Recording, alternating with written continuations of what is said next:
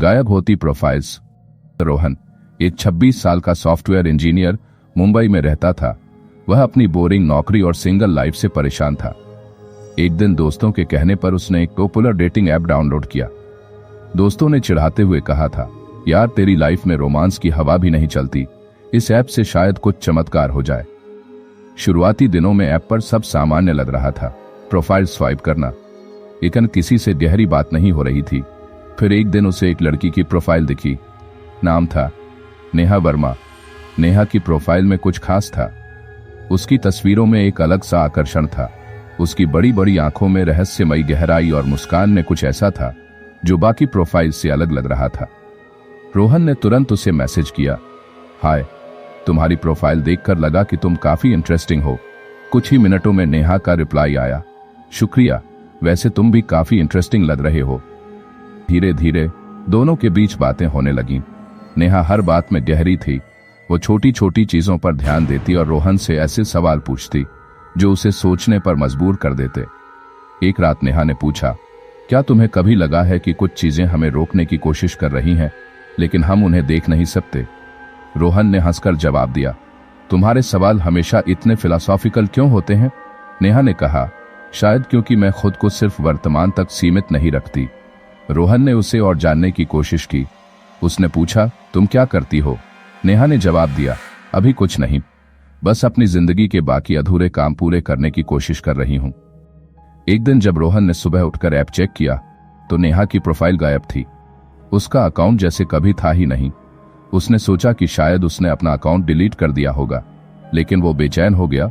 उसने अपने दोस्त समीर को ये बात बताई। समीर, जो टेक्नोलॉजी और इंटरनेट के बारे में काफी कुछ जानता था, बोला, ऐप्स पर प्रोफाइल गायब होना अजीब नहीं है, लेकिन तुम्हें इस लड़की के बारे में ज्यादा जानने की जरूरत है। उसका नाम क्या था? नेहा वर्मा, रोहन ने जवाब दिया। समीर ने थोड़ी रिसर्च की।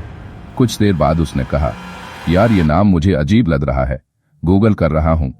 हाँ देख, एक नेहा वर्मा नाम की लड़की थी जो पिछले साल एक सड़क हादसे में मरी थी। रोहन के पैरों तले जमीन खिसक गई। उसने तुरंत नेहा की तस्वीर देखी। वही चेहरा, वही मुस्कान। क्या यह वही नेहा है? उसने डरते हुए पूछा। समीर ने कहा, यार ये तो वही लड़की लग रही है, लेकिन ये कैसे हो सकता है? तुम मुझसे बात कैसे कर रहे थे? उस रात रोहन को अपने फोन पर एक अनजान नंबर से मैसेज आया। मैसेज पढ़ते ही उसके रोंगटे खड़े हो गए। मैंने कहा था ना, सच डरावना होता है।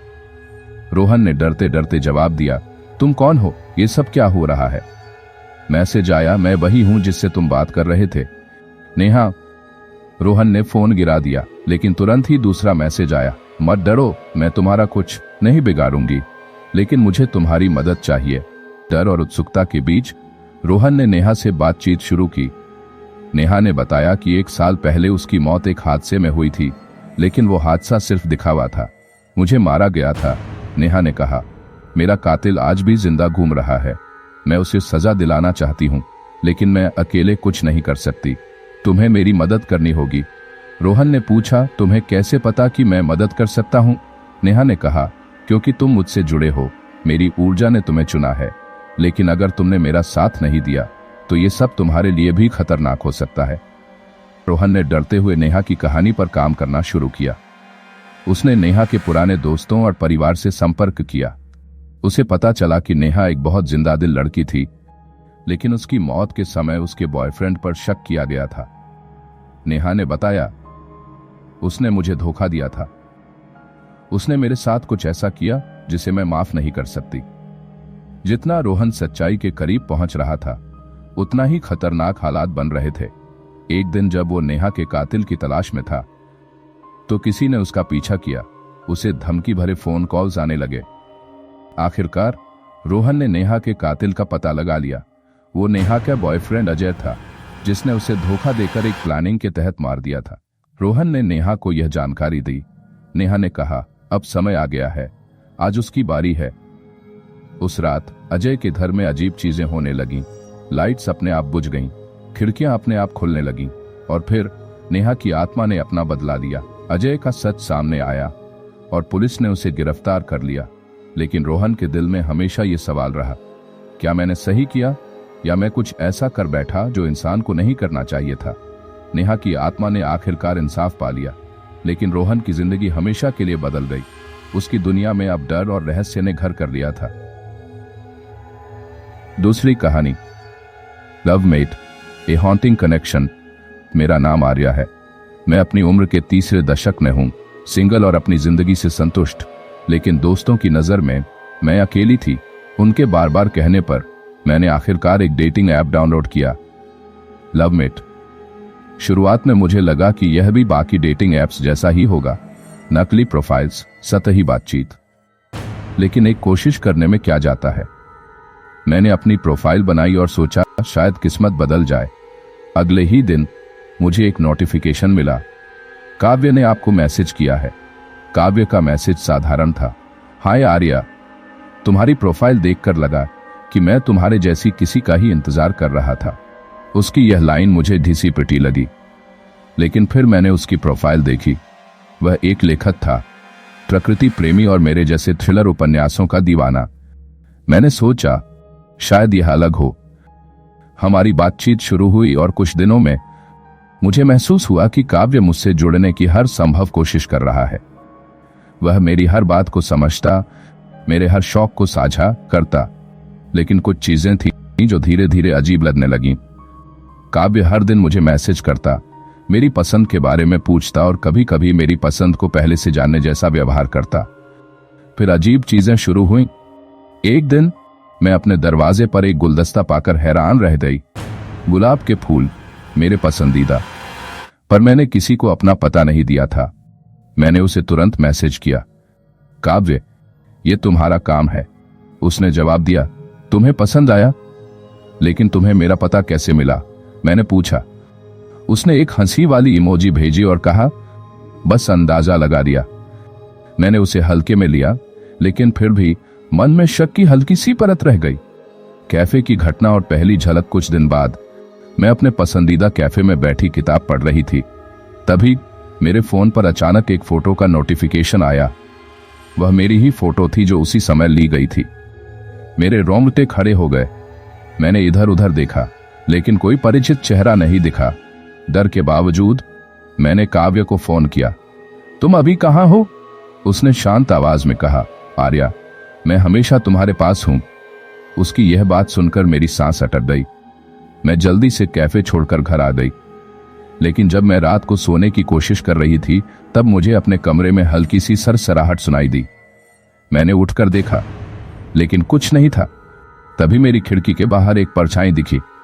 ऐसा लगा जैसे कोई मुझे देख रहा हो। उस रात मैंने काव्य की प्रोफाइल फिर से देखनी शुरू की।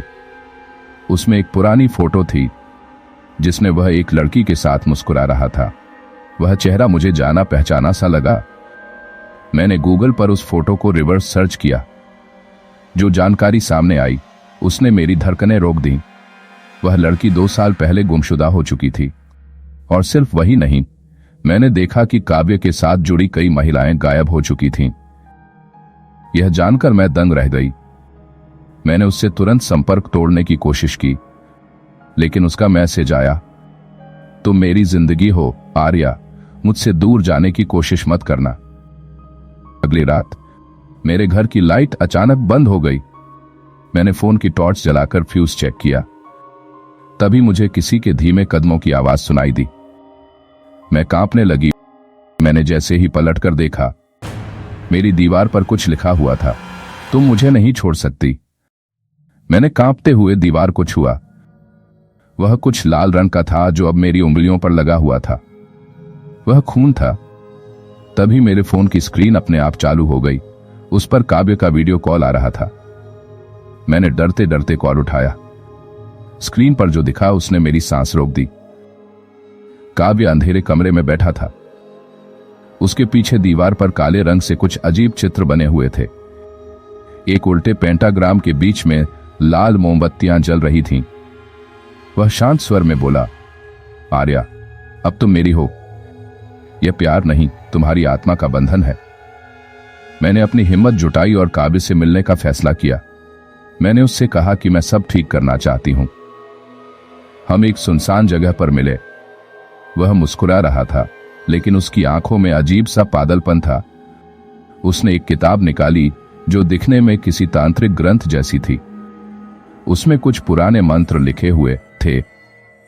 तुम्हें पता है आर्या, यह सब सिर्फ एक खेल नहीं था, यह एक अनुष्ठान था।